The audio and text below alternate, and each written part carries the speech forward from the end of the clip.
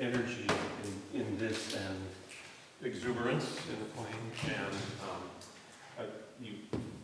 as I listen to you, I think you're understanding the piece quite well and having fun playing it. It's a great opener for recitals. Did you give me the same edition that you're playing from? Okay, so this is a Calmus edition, which is kind of an old edition, and with this particular piece, there's lots of different information in different editions. And so probably the first thing that I'd suggest is that you look at several. I'm not suggesting necessarily that you change, but there's a few things that are a little bit different. I happen to have a Henley edition of this sitting in my bag about 20 feet away right now. I'm not going to run over and get it, but I initially learned this piece out of Peter's edition, and they're all a little bit different in terms of details about releases and that sort of thing. So there are a couple things in the Henley that are in the Calmus that I don't quite buy right now. So we could talk about that a little bit, but I don't want to turn this into a musicology lecture. Right? So the first thing that I would just comment on, everyone always wants to talk about how Haydn can be humorous. I mean, this is something that you hear all the time, and my question is, do you believe that? Do you think that there's such a thing as being purposely humorous? I mean, there's the great example of he wrote the symphony where everybody gradually gets up and walks off stage, right? With a hint to his patron that it was time to leave the summer palace and go home and go back. So he did humorous things. But do you feel like, would you describe this piece as humorous, as charming, as lighthearted? It's quite virtuoso. As serious? Because there's places, there's learned composition in it, there's imitation. What is your conviction about it? I don't know if I would say it's intentionally humorous, but more like mannerisms that can be viewed from an outsider as humorous. Okay. I think that a safe way to talk about it is that there are lots of surprises in it. There are things that happen that are really unexpected. So the first thing that I think that we can do is just make sure that dotted rhythm doesn't ever degenerate into a triplet. And what happens is because it's presto, make sure you just do it once slowly for a minute.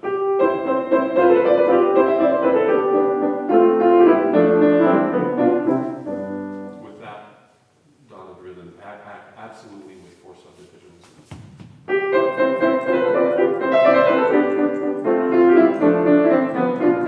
Right. And so when it gets faster, that's what happens. Instead of Leon Fleischer had a great line about this. He used to say, "Be as late as possible without being late," when he talked about, about dotted rhythm. And just in general, I think the opening of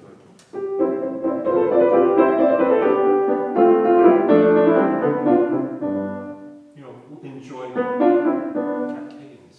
It's a classical ending, point, slide, bow.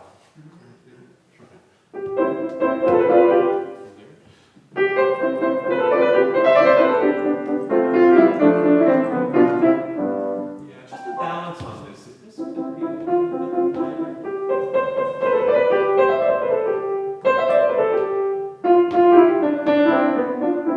So I'm hearing a little bit of this. It's a little thick, I think.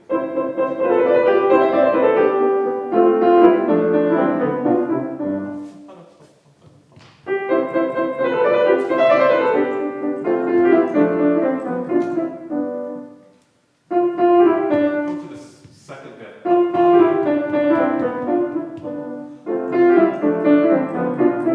Right. So right away, with the first surprise,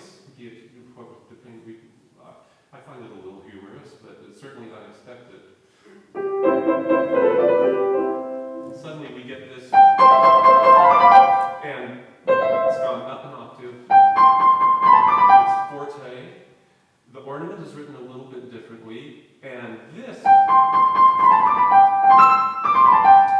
you suddenly have this embellishment. And then if that, you get, and you know, so often in classical pieces, moments like this are just such great lessons on how to improvise in a classical style, because he's playing exactly the same tune.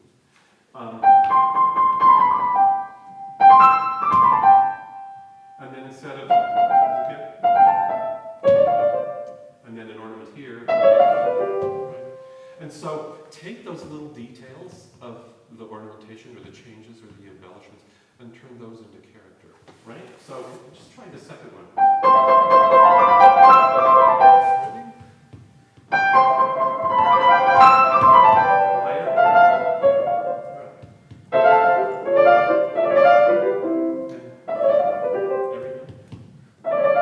That's better. And have a little bit more fun with the slur.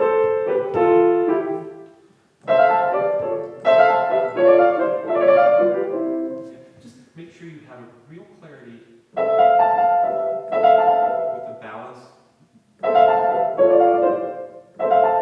You know, don't let this ever kind of intrude on it.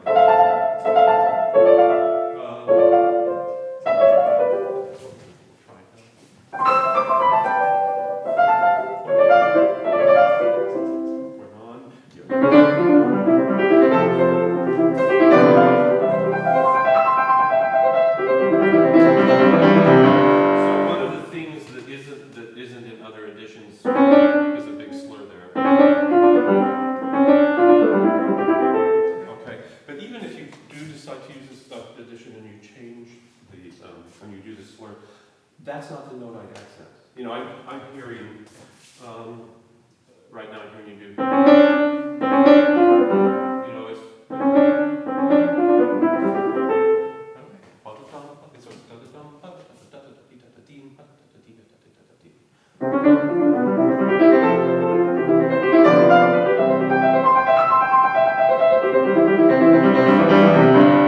good.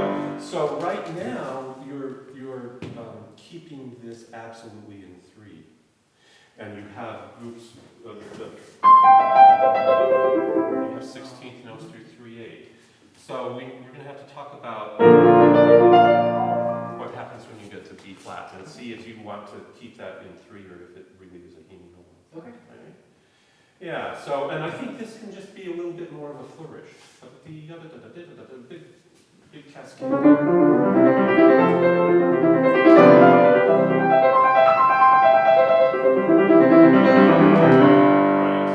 I'm going to just say for today, for this minute, let's not do that slur. Okay. Yeah, so it's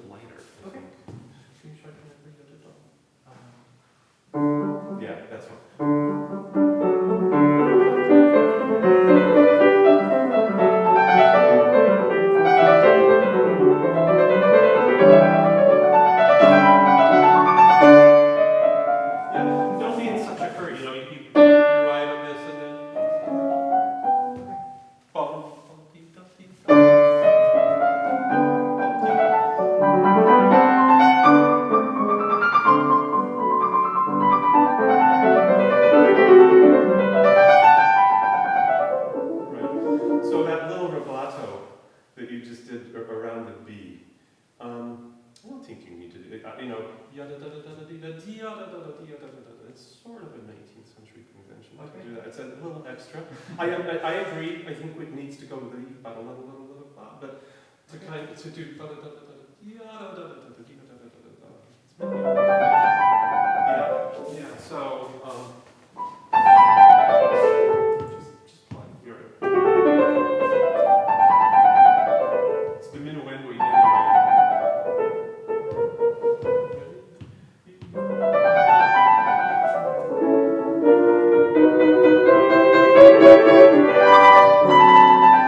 Yeah, that's nice. And this, just laughter. It's so exuberant. Now, complete change of character. He wasn't quite in England yet when he wrote this piece, but my imagination just hears a very formalized English foxhunt. Tally ho,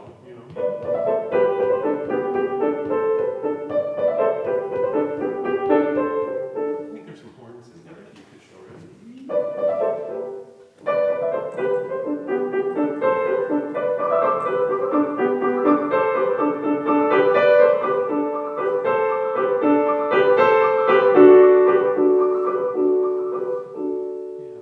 Make sure you get a really perfect balance. This is what we want to hear, but this needs to, the crossover needs to be here whole. Yes.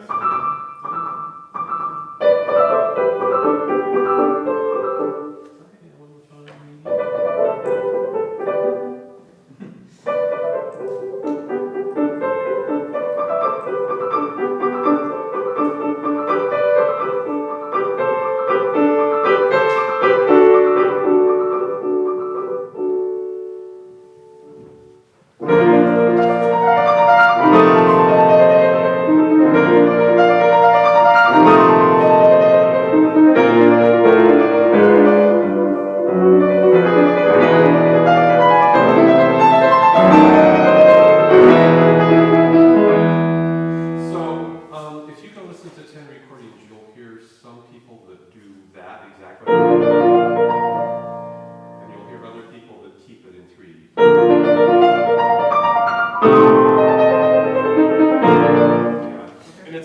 Actually kind of hard on the way up to keep it in 3. If you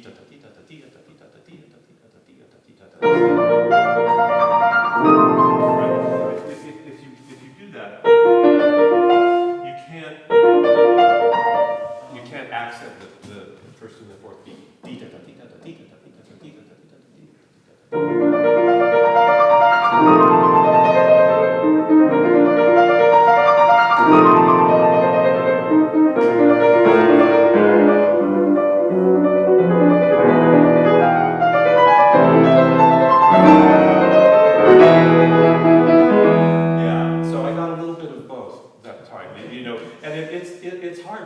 It's hard not to do. When you have this, it's hard, it's not hard not to start to hear that. My preference is that this isn't, that this doesn't turn into 2 and that it doesn't go faster. I love keeping it because I feel like it creates really great rhythmic friction in this. Obviously we're thinking in 1, right? So. And if you do it seems a little less sophisticated to me. And then, where did this chord come from? Let me jump back between editions here. This.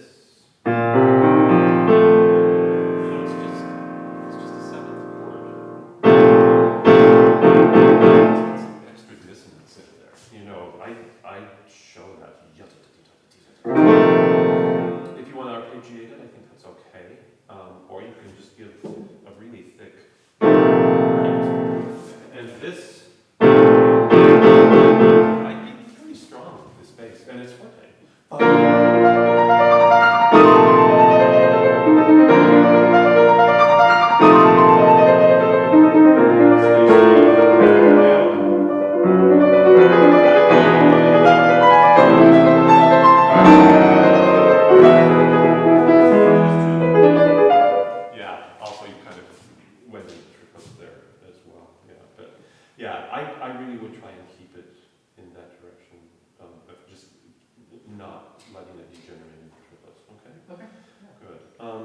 You know, the other thing about this section in general, I think anytime you're playing music that's 200 years old or more,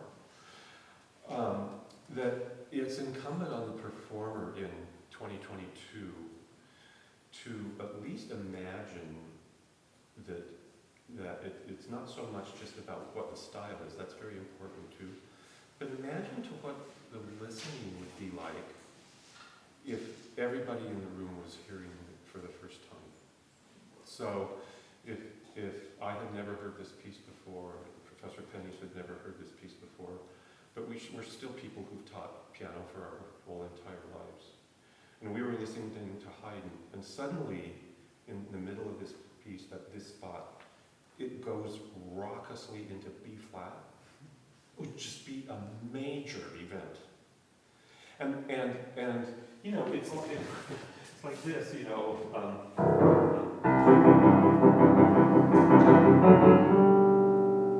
We all know what's going to happen, but they didn't at the premiere. And this, you know, and so this has to be not just louder, not just faster, but you've got to experience that structure-wise. This is on the cutting edge for that time, you know. And so just experience structure. How did he get into B flat? It's just, you know, and so just start it for me. Come into it from, you know.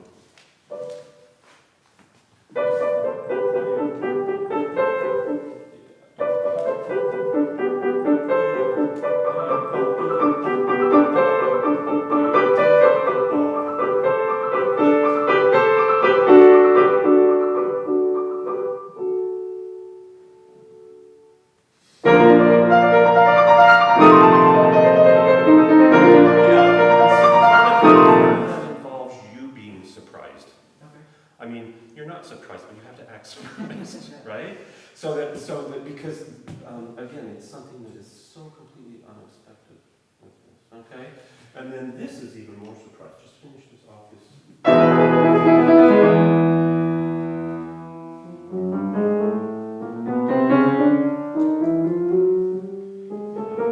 You know what? There isn't a crescendo at all in this,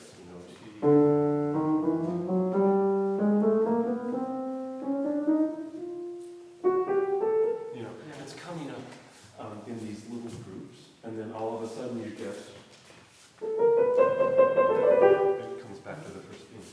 I think that's pretty humorous, to tell you the truth. Yeah, let's start from here.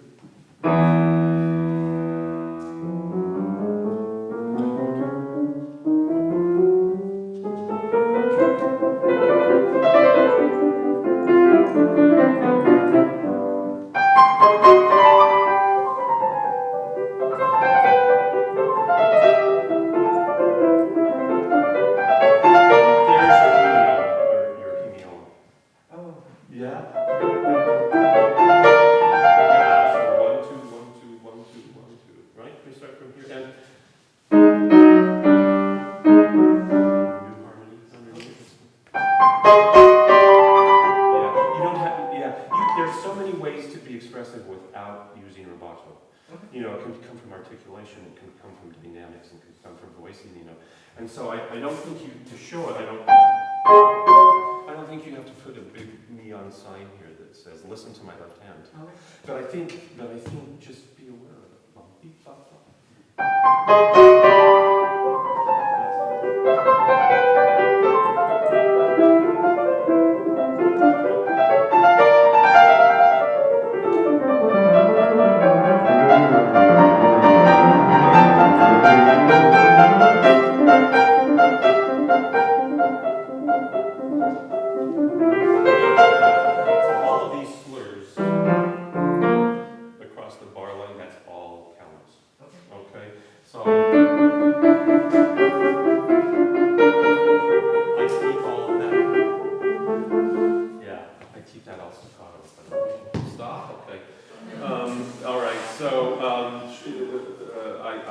She said that I have 3 minutes after she says it stops next here. So when you get to this, just play from here down. Right, now here it just says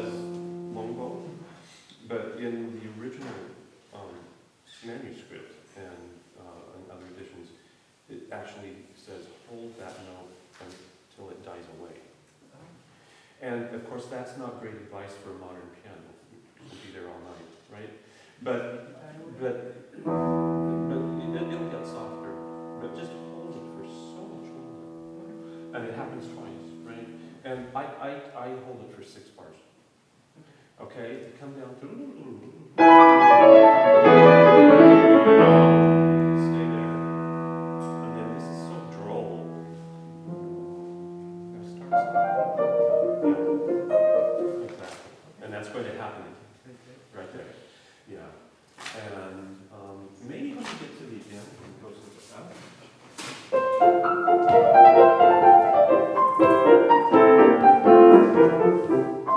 Make a little something happen with those leaps, you know, so that again, I think the biggest thing for you to do with this is look at some other editions and make some comparisons, because you'll find a lot of other interesting options in playing it.